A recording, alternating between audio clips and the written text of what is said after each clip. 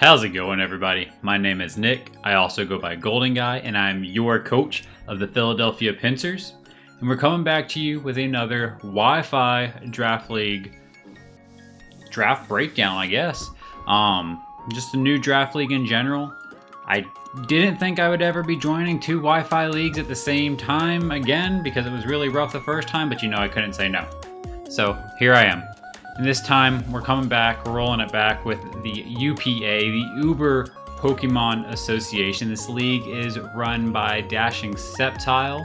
I've been in a couple of leagues with them before. I don't think we've ever had the opportunity to face off though, but I'm glad that they have welcomed me into this league. And yeah. So let's just start with the rules and I'll tell you a little story about this draft league. So, the rules of this is it's an UBERS league, right? So there are several tiers of Pokemon. I think they were ranging from like 27 or 29 points all the way down to 1 point. Each Mon outside of the UBERS and some selected ones had an additional Terra cost associated with them that Dashing went Mon by Mon to make sure that they were all fair, even if they were in the same tier. Like because Terra Colossal, a 5-point Mon is, if you want to Terra it is an 8-point Mon instead versus something else in that same, versus like Drifblim, who is a 5-point Mon, but the Terra cost is nothing. It's still 0 points to Terra, so you can just throw this slap of Terra on it. It's pretty cool. Anyway, we had 150 points for this draft to pick anywhere from 10 to 12 Pokemon. We had up to 50 points of that 150 could be used for no more than 2 Ubers. And these Ubers, they were discussed by Smogon. They weren't really taken into account by Dashing or somebody that just maybe not as great in draft, but they were in the Ubers. The Ubers division, I guess. I don't know what they're called. Tier. And Smogon, so that's what they're going to be in for this. We were allowed to have 50 points for those 2 Ubers. If you didn't use all 50 points, you could just add that on to the rest of your team. That's perfectly fine. We had up to 3 Terra Captains that were able to be picked. Some limitations to those, but the biggest limitation is that none of the Ubers could be your Terra Captain unless you drafted Terrapago Stellar, in which case that was the only Terra Captain you were allowed to have. Like I said, most Mons can Terra. There are some exceptions, and the cost of Terra most of the time is an increased cost, but you'll see that we mess with that a little bit, making sure that we could Terra as many things as possible without having to spend too many points on it. It is an open Terra league. You just have to disclose your type before the match starts for any of the Terra monsters you're bringing. And I thought that's perfectly reasonable. I mean, that's what we've been doing in the more recent leagues. I prefer the surprise factor, but this is the way that things are going, so that's how we're going to roll with. So, those are the rules for this league. Alright, so let me tell you a little bit about what was going on with this draft. When Dashing announced it in, I don't remember which Discord I saw it in at first, they were like, the draft is going to start the first week of January. And I was like, okay, I reached out to him and I was like, I really want to be a part of this. However, I'm going to be out of the country for that during the draft. Is there any way that I can get somebody to sub in and just draft for me? Dashing said that was perfectly fine. So we got our buddy Jeremy, coach of the Springfield Starmies, part of the big front office that we've got going on, to step in and draft the team for me. I told Jeremy, I was like, bud, I don't care what you draft. I will use whatever you draft, and you make all the decisions. I trust you. We talked about the round 1 pick, because we were like, if we can get an early pick, let's grab an Uber that's pretty tough so that it's easier to build around, and we just left it up, the rest of the draft up to him. So this is actually Jeremy's draft, but for the Philadelphia Pincers, and we are extremely thankful for that. So when the draft order was announced, we saw that we had the second pick of the draft. And so that meant that we got pretty much everything. And originally I had tossed around the idea of the Terrapago Stellar, but I really wasn't keen on the idea that it would be my only Pokemon able to Terrasilize. And thankfully, that Mon went first, so we didn't have to worry about that. Other Mons that we talked about drafting were things like Lugia, Kyurem White, Kyurem Black. I think those were the big three, and then the guy that we ended up picking up. So the one that we did end up picking up for our first round pick was, come on, switch with me, none other than Ho-Oh. Ho-Oh is an incredible round 1 pick for 26 points. Sure, we have to run boots on it most of the time. However, I do think that if we can get some solid hazard removal, we shouldn't necessarily always have to run it. Or if we see a Mon or a team that doesn't really want to set up Stealth Rocks against us or can't for whatever reason, then we can abuse it that way. Ho-Oh has access to the Pressure and the Regenerator ability. Most of the time it's going to be Regenerator, let's be honest. But it's got an incredible 130 base attack. It's 130 base attack and 110 special attack, and incredible bulk to go with it. That 90 speed tier is also pretty good. It's not super fast, but it's definitely not the worst, right? So moving on to our second pick, Jeremy picked up Ogerpon. And he decided to elect this as one of our Terra captains. This guy was an extra 6 points on his 13-point cost to be a Terra captain, and he can only be Terra Grass. It's perfectly fine.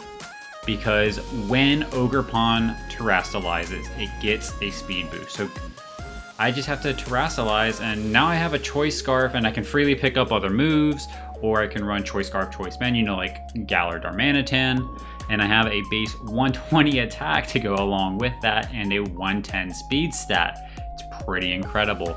We have access to the Defiant ability prior to Terrastilizing, which means that we can come in on webs and potentially get a +2 in attack. Something can try to intimidate us, and we go up +1.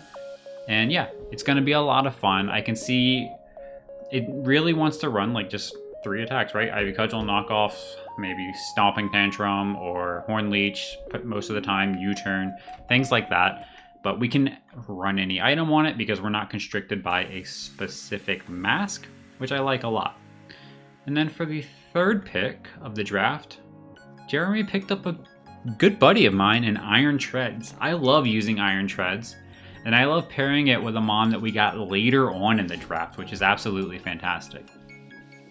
Iron Treads only has one ability, Quark Drive, but booster energy, it's allowed. So we might be able to take advantage of that. It's got a great attack stat, it's got a middling attack stat, right? 112. It's got a decent speed tier in 106, good defense. It's an excellent rapid spinner, can set up its own stealth rocks, gets access to some electric moves so that flying types can't just come in on it. But it overall is a great defensive piece for the team and supports the Ogerpon and the Ho-Oh quite well.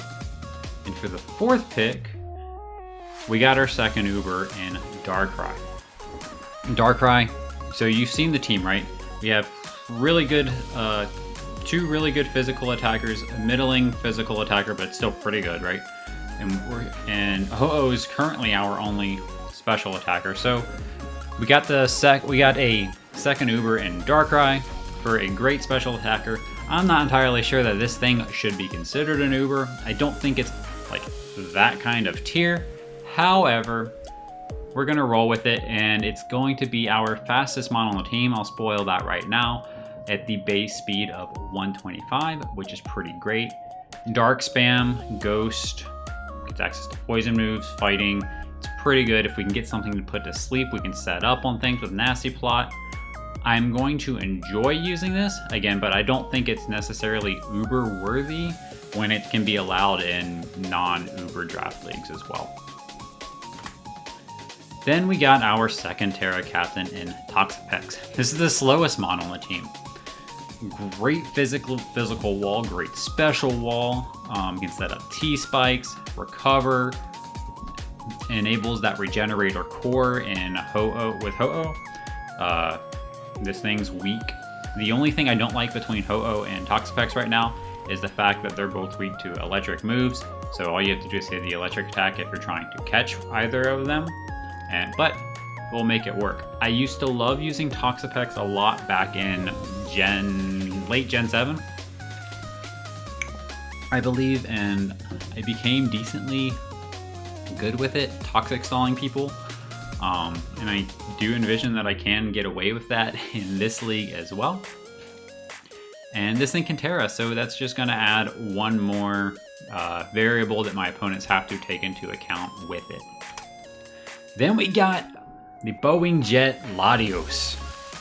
Only ability is Levitate. You'll see a theme. Most of my mons, they only have that one ability, or one useful ability rather. Hits really hard on the special side along with that Darkrai.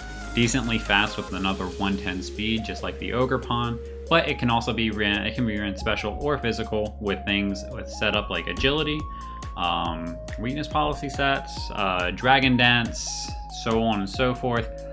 Has access to Luster Purge, and I believe I can run Soul Dew on it to increase that Luster Purge.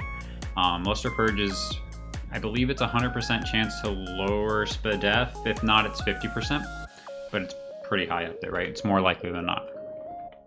And that's Latios for you. I mean, I think that's going to be a great mon for us. It's going to enable it's going to have the Dragon Spam, the Steel Spam with Iron Treads, and we've got a Fairy coming up that I really like a lot.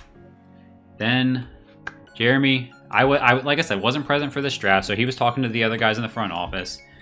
King Dondozo, good buddy Jamie, said, you know, he really likes using Comfey. He's really good at it. So Jeremy's like, okay, we're going to grab that as our Fairy.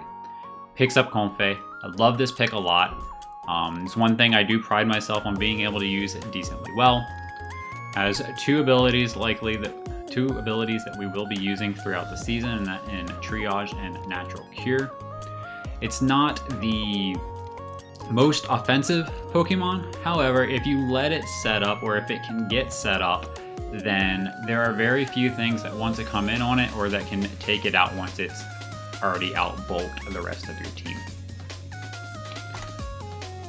Then Jeremy picked up Girder. I believe he picked this up as just some fighting spam, decent attack, decent bulk with the Violite, and as a defogger actually. And I was like, okay, that's fine. I mean, it was relatively cheap. We didn't really want to throw Terror on it because there was something else at the very end that we could throw Terror on.